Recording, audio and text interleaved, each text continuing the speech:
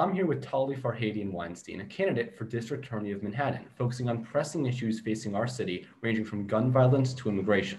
Tali has worked in our nation's judicial world for a long time, first as a clerk for Judge Merrick B. Garland in the U.S. Court of Appeals, and then under Justice Sandra Day O'Connor, the first woman to ever serve on the Supreme Court. As a former member of the Department of Justice under then President Barack Obama, Tali served as a counsel to Attorney General Eric Holder, and most recently, Tali was the general counsel of the Brooklyn DA's office. Tali helped keep violent crime at record lows during her time there and established the nation's first post-conviction justice bureau, a unit dedicated to rectifying past conviction mistakes and excesses alike. Before we begin, is there anything you'd like to add? No, thank you, Jordan. All right. That's perfect. So you've been in public service for an astoundingly long time. What first drew you to that field? Thank you, Jordan. That's such a great question. And before I answer it, let me tell you how excited I am to be here. I appreciate the invitation. Yeah. So, I think to really answer that question, I need to tell you a little bit about who I am and how I got to this country. So I came here as an immigrant from Iran 40 years ago in 1979 with my family. We were fleeing religious persecution in Iran. There was a revolution going on, and things had gotten so scary and unsafe in the streets that I remember my parents telling me that they basically would never leave the house. We moved into the same house as my grandparents so we could all look out for each other. And if they ever did go outside, my dad or my grandfather, whoever went out to buy food or whatever it was, would tape money to his stomach in case they ran into somebody who might want to kill them or kidnap them. They could bribe their way out of the situation. And so we really had to leave. And we got out of Tehran, went to Israel first, and then ultimately came here on Christmas Eve of 1979 with what we could put in a few suitcases. And I go back to that story, Jordan, because I think that, like a lot of immigrants, first of all, I don't take the things that my parents wanted for me for granted, living in a place that is fair and where people feel safe. And so I think that that's part of why I went into this work and into my career and what I do, and trying to give other people the things that my parents wanted for me. And then I also think, like a lot of immigrants, I feel really grateful to be here and always wanted to serve into this country that gave me refuge. And like many immigrants, when I see a barrier to opportunity, to access, whether or not it's a barrier that I experience, so maybe a barrier for immigrants, but it could be a barrier for Black Americans, for Latino Americans, for other of our neighbors who are stuck behind something, I just want to tear that down because I know what it's like to want more opportunities than you have. That actually leads perfectly into my next question. As someone who's seen both sides of the world, from, as you said, the midst of Iran during the revolution to the inside of the White House, do you think there's a difference in your perception of America from that of, say, someone who's grown up here their entire life? And if so, has that impacted the way you conduct yourself and the decisions you've made as a member of our judicial world? Yeah, I think that all of us are affected by whatever our own experiences and life stories are. And it would be silly to deny it, because that's also one of the resources we have for developing our character, our sense of empathy, and how we want to go about making decisions, with whatever authority that we happen to have. And I've already shared with you some of the ways in which my story has affected me. And I can also tell you that I came here as an outsider, right? I mean, my family and I didn't know if we would be admitted to the country on the night that we arrived. And then it took us a long time to become citizens. I mean, we applied for asylum. And ultimately, we got amnesty, which was, the blanket thing that President Reagan did in the late 80s. And that feeling of being an outsider, I never lose it. Even if I've been in the Situation Room at the White House, and I've had meetings in the Roosevelt Room, which is like one of the big conference rooms in the White House. And I still feel like a part of me is standing apart. And I actually think that that's a really good thing, because it makes you feel a little bit like a critic of wherever you are. And I also think it's a source of radical empathy because I feel connected to the people who are standing outside of a room that I'm in, even after I've entered that room. Absolutely. Absolutely. So, immigration is, of course, one of the most pressing issues in our nation today. And I think your testimony to how, you really are, your career was born out of our nation's immigration policy. And that drove you to all of this is really, truly powerful. So if elected, the election's coming up, it's always drawing ever closer. What do you think your top 3 priorities are going to be as Manhattan's DA? Sure. So my election is in June of 2021, and the time is flying by. Time is so strange now because of the pandemic, and in some ways everything takes a lot longer in terms of reaching people and talking to as many people as you'd like to in the course of a campaign. So I think you're right that it's going to be here really soon. So my priorities for the office, Jordan, are really broken into 2 categories. I think on the one hand, there's a real reckoning happening around the country with the ways that the criminal justice system has been unfair, has exacerbated racial disparities, has punished people for their poverty. And we know that there are just lots of places, and then we can talk about some individual cases where the things that prosecutors are doing really don't seem like they're advancing public safety, and they're making people's lives worse and not better. And so that's one part of it, is to do the work of the reform and shrinking the criminal justice system away from the places that it does not belong.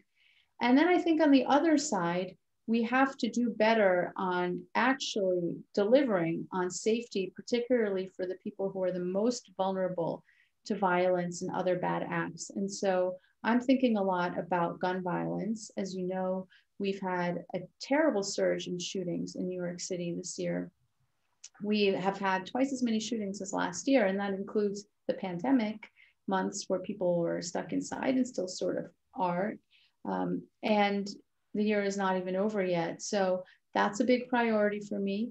And sexual assault and domestic violence, or more generally gender-based violence, is also really important to me, because I think that really just as a country, we have not caught up to how seriously these kinds of crimes affect, usually women are the victims of these crimes. And I think we can do much better. Absolutely. You actually hit on a very important point there that I want to kind of go into. So you mentioned, the role prosecutors play, especially with regards to racial justice and social justice. Well, in the wake of the decision made by the grand jury of Kentucky regarding the tragic killing of Breonna Taylor, we've seen a tremendous amount of uproar from not only full organizations like Black Lives Matter, but also the broader African American community. And so given this, and given the wave and the major push we've seen from many, many different people in our nation, whether it's civilians, government officials, celebrities, for reform, for a better handling of our judicial system, do you think that grand jury testimonies like the one given in Breonna Taylor's case should remain confidential? Mm-hmm. Well, so Jordan, it's a great question, because we have to think about it in a number of different ways. There are some really important reasons why there is a tradition of grand jury secrecy in this country that goes back to the very founding. And there are laws all around the country that reinforce and enshrine that tradition. So in New York, for example, it's illegal for a prosecutor to disclose to you what happened in a grand jury. A witness is free to describe what she saw there. But grand jury proceedings need to be secret, because I think that atmosphere does allow for an openness in testimony, and particularly in cases involving witnesses to dangerous crimes. I mean, think about what the risk would be to the people who testify about what they saw, and who are often, reporting on someone with more power than them. It doesn't even have to be a violent crime, and how chilling it would be if grand juries were open. Grand jury secrecy also protects the person who is being investigated, right? Because imagine that you were the subject of a long-term grand jury investigation that did not result in charges. it would be unfair to you to be tarnished by the fact of the investigation. And that is also a very old concept in our law that I think, is important for us to hold on to, even in a moment of stress like this. So I think that the general rule is the right rule. But I do think that sometimes there are really important and compelling reasons to break with that tradition, to make an exception. So not to get rid of the rule completely, but to make an exception. And this is probably one of those cases. And it wouldn't mean somebody just going off script and violating the law, but getting permission from a court to disclose those transcripts. And as you know, like one of the reasons why this was so compelling was not just what you said about the national uproar, that is very much a part of it. I mean, the nation needed to know what happened there. But also we had a juror in that case say, the way this case is the grand jury proceeding in this case is being portrayed is inaccurate. And that was really interesting to me. Absolutely, I couldn't agree more. So shifting gears for a bit, you're entering, you and any other candidates in this race are running in one of the most tumultuous political cycles in our nation's history. Mm-hmm. So looking at your predecessors, and specifically Bob Morgenthau and Cy Vance, where in their histories as Manhattan DAs do you see similarities and differences in your goals? And what do you think is worth emulating from those histories? And what do you think needs real thoughtful reform? Mm-hmm. Yeah, and so I think really our focus should be on what the next chapter of this office should look like, and for us to say affirmatively what we want from the DA's office, what laws we want the DA to enforce, and what laws we want her not to enforce, because there's no prosecutor anywhere in the country, Jordan, who is enforcing every single law every single time that somebody violates it with the same exact level of intensity. And I do prefer to really focus on that, because sometimes I feel like we get bogged down in sort of beating up on the incumbent and what came before. But I do think we have to look back and say respond exactly to your question and say, what are the things that we would like to emulate from our predecessors, and where is there room for improvement? Bob Morgenthau was accomplished in so many things. I couldn't recite them all for you here now, but one of my favorite things that he said and really lived by was he said that it was the job of the Manhattan DA's office to prosecute from the streets to the suites. And before he said that, I think a lot of people just assumed that, okay, the DA has like something to do when crime happens in the streets, but why the suites? And he helped us really understand that when people in the business community and financial services and whatever fancy C-suites they are in commit a crime, it hurts us. It hurts New Yorkers, and the DA should prosecute that. From Cy Vance's tenure, I think it's really interesting that when he took office, the office was doing about 100,000 cases a year, and now I believe they're at about 45. So that's an enormous 45,000, right? So that's an enormous shrinkage of the criminal justice system, and I think deserves praise. I also think that it's really admirable how he has been standing up to the President of the United States and standing up for the rule of law in the face of the President of the United States. It's actually that's actually a really good point that you just made about, the current Manhattan DA's relationship with the president. At least for me, and I think for many others that are in my generation, this is the first time any of us can remember a moment when the Manhattan DA or any DA was really in the spotlight. Mm-hmm. And so thinking about that, Mr. Vance has been going after President Trump's tax returns, and this case is most likely going to come to a head either right before the election or in the immediate aftermath of the election, regardless of who wins. So do you feel this is out of a genuine desire to help New Yorkers and help whoever Cy Vance can, or do you think there is an element of political motivation behind this that's really driving that investigation? Well, I could never speak to the motivations of this or any other prosecutor from the outside looking in. And I will tell you, Jordan, that I don't think that case is fully going to be over before the next DA takes office.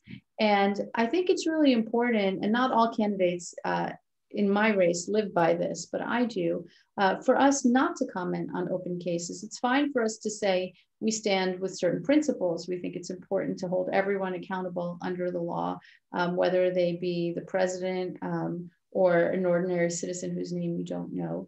But in terms of actually getting into the facts of any particular case, our job is to really stand apart and not to prejudge, and just to say we're going to follow the facts wherever they may lead with an open mind.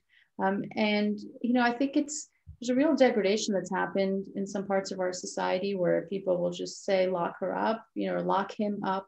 And we really should be separating politics from the work of law enforcement. That is about as good an answer as one can hope for from a member of the judicial branch. So thank you for that. So speaking of, the way in which our justice system has been shaped by politics, shortly after the passing of the monumental Justice Ruth Bader Ginsburg, President Trump nominated Amy Coney Barrett to fill that void in the Supreme Court. Mm-hmm. So I know you said you want to talk about open cases, and that's fine, but what are your kind of overall thoughts on Justice Barrett's judicial record, and what might her confirmation mean for the Supreme Court and thus our nation as a whole? Mm-hmm. Yeah, so as you know, Jordan, I clerked at the Supreme Court for Justice Sandra Day O'Connor, and first I want to say it really bothered me that the president had said that he was saving Justice Barrett for Judge Barrett, excuse me, for Justice Ginsburg, to fill her seat, as if like, oh, you could just sub in a woman with a woman. That makes perfect sense. I thought that was actually quite demeaning. And, I don't really know her judicial record. She's only been a judge for a few years. And, I think it's been maybe 3 years. But I am very, very troubled both by the circumstances of her nomination. I mean, one, because of the hypocrisy of what is going on now compared to how Judge Garland, for whom I also clerked, was treated, and a real breach, I think, of norms. And also because votes are actually happening right now. I mean, the election has started. Our election in this country is not a one-day event anymore. So it's not even like we're so close to the election. Like, we are in the midst of an election right now. And so the circumstances, I think, are just really awful. I also think that, we all just saw these confirmation hearings and they've wrapped. I don't know how we have arrived at a point where what I said about someone running for a particular office, not talking about cases that she would have to supervise in a particular office, is one thing. Saying I'm unable to have an opinion about facts in the world, like climate change, or whether it's cruel to separate babies from their parents as an immigration or law enforcement strategy, is just really shocking to me. And I don't know why we put up with it. Yeah, I too found her kind of ambiguity on those matters a bit concerning. So sticking with the Supreme Court, in both the first presidential debate between President Trump and former Vice President Joe Biden, and then the vice presidential debate between Vice President Mike Pence and Senator Kamala Harris, the issue of packing the court was raised by several individuals, but most often it was raised by the current president and vice president. And so when asked directly, both Joe Biden and Kamala Harris attempted to dodge the question or didn't really answer it as directly as I think many people want them to and wanted them to back during those two debates. So with that in mind, you as someone who is running as a Democratic candidate, as someone who has been in the justice system for a long time and seen the workings of the Supreme Court firsthand, so he probably knows that system better than most other people out there. Do you support something like packing the court? I'm thinking very hard about it, Jordan. I think it's important for people to remind themselves that there's nothing magic about the number 9. It's not in the Constitution. Sometimes I see, I even once heard a US Senator say, well, I would never want to violate the Constitution by making the court bigger. I don't know if that's exactly what his voice sounded like, but it's not in the Constitution. You know, it's a statute. And at this point, it's a pretty dusty, musty statute. Aside from the reasons having to do with the circumstances of this nomination and Judge Garland's nomination themselves being, I think, a really plausible reason for saying, well, you know, the rules have been violated and we need to sort of restart and rebalance and recalibrate and go back to the kind of balance we had before rules and norms were just changed on us so quickly. I think that there are also some good institutional reasons to think about expanding the Supreme Court. So about 25 years ago, the court was getting about half as many petitions for discretionary review as it gets now. I believe that number is roughly right. So the Supreme Court, in almost every case, gets to choose what cases it's going to hear. It has very few sort of mandatory jurisdictions, like cases it has to take. And when it sifts through those petitions, it has to decide, well, what does the nation need us to answer? And, at this point, they're getting about 10,000 petitions a year. It used to be about 5. And they're also producing only about half as many opinions as they did when they got 5,000 petitions a year. So only about 75. And so I think if we could all just cool off for a second and think about the fact that maybe the Supreme Court is not meeting our nation's needs, we might be able to answer this question apart from all the politics that are swirling around now. So I wanted to press that just a little bit. So you're absolutely right. There is no constitutional obligation to keep the court at 9 justices.